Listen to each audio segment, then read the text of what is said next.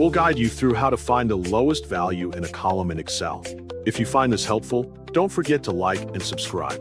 People search for this tutorial because many Excel users want to learn how to find the smallest numbers from a list using formulas.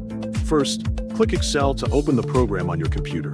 Next, type several numbers in a single column on the worksheet. Type the numbers randomly, so the list contains both smaller and bigger numbers. Once you are done entering the numbers, move to another column and type top lowest value as the heading for that section.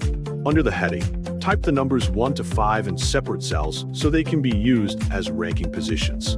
Next, select a cell beside the top lowest value section where you want the result to appear.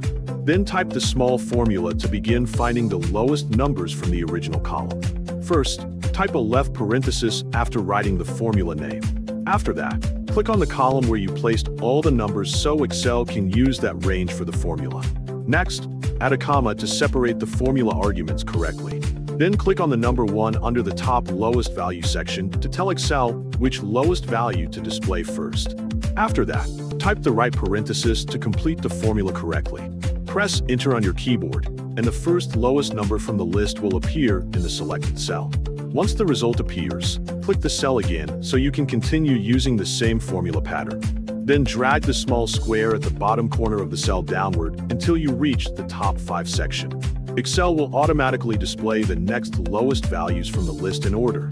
After checking that the results are correct, press Ctrl and S on your keyboard to save the file. Finally, add a name for the file so you can identify it later and store it properly on your computer for future use.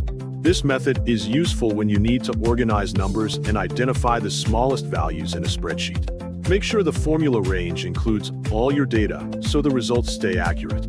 You can repeat the same process with number lists whenever needed. Practicing these steps regularly will help you become more confident when using Excel formulas and functions.